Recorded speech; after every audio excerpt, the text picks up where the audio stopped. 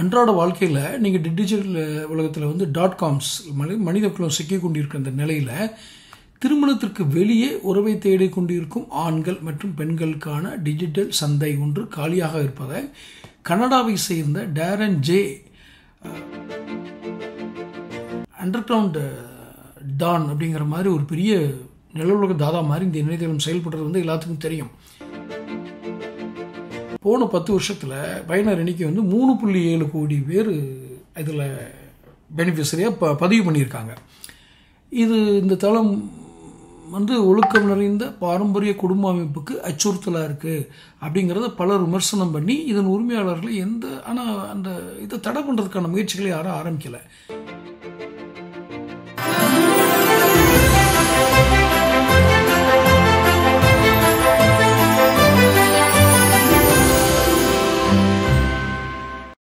தமிழகம் times நேயர்களுக்கு என் அன்பான வணக்கங்கள். இந்த காணொலியில் ஒரு ரகசிய இணையதளம் வெளிப்பாட்டுக்கு வந்தால் எத்தனை பேருடைய குடும்ப வாழ்க்கை, தனிப்பட்ட வாழ்க்கை சீரழிந்தது என்பதை குறித்து தான். அது என்ன ரகசிய இணையதளம், அதை எப்படி வெளியுலகத்துக்கு வந்தது, ஹேக்கர்ஸ் என்ன பண்ணாங்க, இதை பற்றிய ஒரு சிறிய குறிப்பு தான் இது. ஆஸ்லே மேடிசன் அப்படின்னா என்ன? அன்றாட வாழ்க்கையில் நீங்கள் டிஜிட்டல் உலகத்தில் வந்து .coms மனித குலம் சிக்கிக் கொண்டிருக்கிற அந்த நிலையில் திருமணத்திற்கு வெளியே உறவை தேடிக் கொண்டிருக்கும் ஆண்கள் மற்றும் பெண்களுக்கான டிஜிட்டல் சந்தை ஒன்று காலியாக இருப்பதை கனடாவை சேர்ந்த டேரன் ஜே மோர்கன்ஸ்டன் அப்படிங்கிறவர் பார்க்குறார். அதாவது திருமண உறவுகளுக்கான .com இருக்குது, ஒவ்வொரு ஜாதிக்குமான .com இருக்குது, ஒரு மதத்திற்குமான .com இருக்குது, இணையதளங்கள் இருக்குது. இந்த இணையதளத்தில் ஆண் பெண் விவரங்களை சேகரித்து அதுக்கான திருமண பொருத்தங்கள் பார்த்து மற்ற பெரியவர்கள் பேசி இது நடக்கும். இது எப்படின்னா, இதில் வந்து நீங்கள் வந்து திருமணம் ஆனவரோ ஆகாதவரோ அதை பற்றி கவலை இல்லை. உங்களுக்குள் டேட்டிங் ஃபிக்ஸ் பண்ணுற ஒரு இணையதளம். அந்த இணையதளத்துக்கு பேர் அதான் அந்த ஆஸ்லே மேடிசன். இதை வந்து ஆஸ்லே மேடிசன் செக்ஸ் லைஸ் அண்ட் ஸ்கேண்டல்ஸுங்கிற பேரில் நெட்ஃப்ளிக்ஸ் வந்து ஒரு வெப் சீரிஸ் வந்து போட்டிருக்குது. இதை உருவாக்குனது யார்? 2002ஆம் ஆண்டில் ஆஸ்லே மேடிசன் இணையதளம் ஒன்றை தொடங்கினார். அது ஆஸ்லே மேடிசன்றவர் தான்.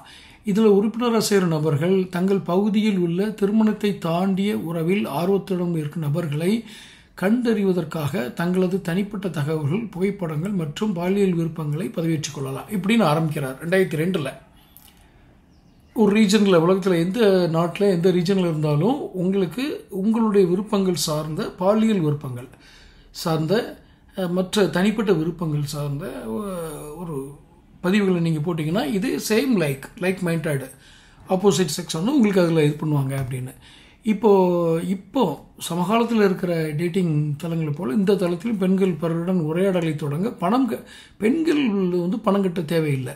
ஆனால் ஆண்கள் பணம் கட்டினா மட்டும்தான் மற்றவர்கிட்ட பேச முடியும். இது வந்து பொதுவாக ஒரு அண்டர்கிரவுண்ட் டான் அப்படிங்கிற மாதிரி ஒரு பெரிய நிலவுலக தாதா மாதிரி இந்த இணையதளம் செயல்படுறது வந்து எல்லாத்துக்கும் தெரியும். இந்த நிறுவனத்தை தொடங்கினவர் 2002 தொடங்கினவர் சில ஆண்டுகள் கழித்து 2007 புதிதாக பொறுப்பேற்றுக் கொண்ட நிறுவனத்தினுடைய CEO நோயல் பைடர்மேன் அப்படிங்கிறவர் அதிவேகமான, அதே நேரத்தில் கொஞ்சம் சர்ச்சைக்குரிய ஸ்ட்ராட்டஜி எடுத்து இந்த தளத்தை பயன்படுத்துவோருடைய எண்ணிக்கையை கூட்டுறாரு.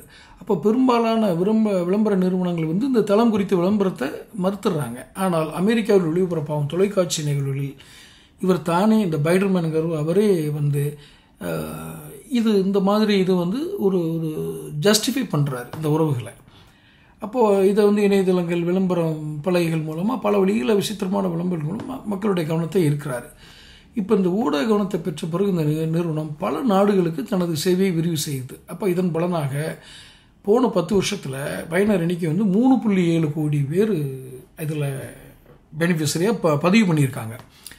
இந்த தளம் வந்து ஒழுக்கம் நிறைந்த பாரம்பரிய குடும்ப அமைப்புக்கு அச்சுறுத்தலாக இருக்குது அப்படிங்கிறத பலர் விமர்சனம் பண்ணி இதன் உரிமையாளர்கள் ஆனால் அந்த இதை தடை பண்ணுறதுக்கான முயற்சிகளை யாரும் ஆரம்பிக்கலை. இப்போது என்ன இதாகிடுச்சு அப்படின்னா, திடீர்னு 2015ஆம் ஆண்டில் இந்த இம்பேக்ட் டீம் என்ன அழைக்கப்படுகிற ஒரு குழு வந்து ஆஸ்லே மேடிசனுடைய சர்வர்களை நுழைஞ்சு ஒட்டுமொத்த தகவலை எடுத்துருது 2015. இப்போ இந்த தகவல் எடுத்தால் என்ன ஆகும்னு கொஞ்சம் யோசனை பாருங்கள். இவங்க அவ்வளோ பேருமே தனிப்பட்ட விருப்பங்களை பதிவு செய்திருக்கிறார்கள். அதுவும் பாலியல் விருப்பங்களை, தங்களுடைய தொடர்பு எண்களை பதிவு செய்திருப்பார்கள், தங்களுடைய தொடர்பு முகவரி பதிவு செஞ்சுருப்பாங்க. எல்லா டீட்டெயில்ஸும் ஒருத்தருடைய டோட்டலி டூ ப்ரைவேசின்னு சொல்லக்கூடிய இதெல்லாம் 2015 ஒரு டீம் எடுத்துருது, ஹேக்கர்ஸ் எடுத்துடுறாங்க. இதை செஞ்சது யாருன்னு கண்டுபிடிக்க வேண்டிய இதில் இருக்க அந்த நிறுவனம் அவசர அவசரமாக ஹேக்கர்களை வச்சு அது கண்டுபிடிக்குது. ஆனால் அது ஹேக்கர்கள் வந்து ஒரு கோரிக்கை வைக்கிறாங்க, இவ்வளோ கோடி ரூபா கொடுத்தீங்கன்னா பிட்காயின், அப்போ வந்துட்டு இந்த பிட்காயின் ஒரு இது இருக்கு இல்லையா, இப்போ அது இருக்கா இல்லைன்னு கூட நமக்கு தெரியல. பிட்காயின் இதை வச்சு இவ்வளோ கொடுத்தீங்கன்னா உனக்கு நான் இது தருவேன், இந்த ரகசியங்கள்லாம் நான் வெளியிட மாட்டேன், இல்லைன்னா வெளியிட்டுவேன் அப்படின்னு சொல்லுது. ஆனால் அந்த கோரிக்கையை வந்து நிறுவனம் ஏற்றுக்கல. அப்போது 3.7 கோடி பயனர்களுடைய பெயர், புகைப்படம், முகவரி, அவங்களுடைய இமெயில், அவருடைய பாலியல் விருப்பங்கள் எல்லாத்தையும் டார்க் வெப், எல்லா ரகசியங்களும் வெளியிடக்கூடிய டார்க் வெப்பில் வந்து ஹேக்கர்கள் வெளியிட்டுறாங்க. இதில் கிரெடிட் கார்டு நம்பர்ஸ் கொண்டு அதில் அடங்கியிருக்கு. ஏன்னா கிரெடிட் கார்டு அதாவது மெம்பர்ஷிப் ரெனுவல் அப்படின்னு ஒரு இது கொடுப்பாங்க இல்லையா, அதுக்கு உங்களுடைய கடன் அட்டையை நீங்கள் கொடுக்கணும். பெரும்பாலும் கிரெடிட் கார்டு தான் கேட்பாங்க, இந்த டெபிட் கார்டு இது வந்து வராது. இப்போ அதுவும் அதில் மாட்டிக்குது. அப்போது டார்க் வெப்பிலிருந்து பொது வெளியில் பயன்படுத்தக்கூடிய இணைய பக்கங்களில் அது எல்லாத்துக்கும் கிடைக்க ஆரம்பிக்குது. இதன் மூலம் ஒருவர் மின்னஞ்சல் முகவரியில் உள்ளிடுவதன் மூலமாக அவர் ஆஸ்லேமேஷன் தளத்தை பயன்படுத்தியுள்ளாரா இல்லையா என்பதை தெரிந்து கொள்ள முடியுது. இப்போ இது என்ன ஆகும், இந்த தளத்தோட முக்கிய சந்தை வந்து அமெரிக்காவில் பெரிய பொருளையுமே வெடிக்குது. தங்களுடைய கணவர், மனைவி, நண்பர், பக்கத்து வீட்டுக்காரர், மத போதகர்கள் முதற்கொண்டு இதில் அரசியல்வாதிகள், பிரபலங்கள், இந்த தளத்தை அத்தனை பேர் இதுவும் பொது வெளியில் வந்துடுது. இதில் இந்த அனுபவங்களுக்கு வெளிப்படையான இருந்து வரும் ஜோடிகள்லாம் எல்லாம் நிறைய டைவர்ஸ் கேஸ் வருது. அப்போது இது எதுக்கு ஆஸ்லே மெடிசனுக்கு என்ன ஆச்சு அப்படின்னு பார்த்தீங்கன்னா, இந்த ஆஸ்லே மெடிசன் நிறுவனத்துக்கு எதிராக இழப்பீடு கேட்டு நீதிமன்றங்களில் வழக்குகள் போடுறாங்க. நீங்கள் என்ன பாதுகாப்பீங்கன்னு சொல்லி தானே நாங்கள் இது பண்ணிட்டீங்களே.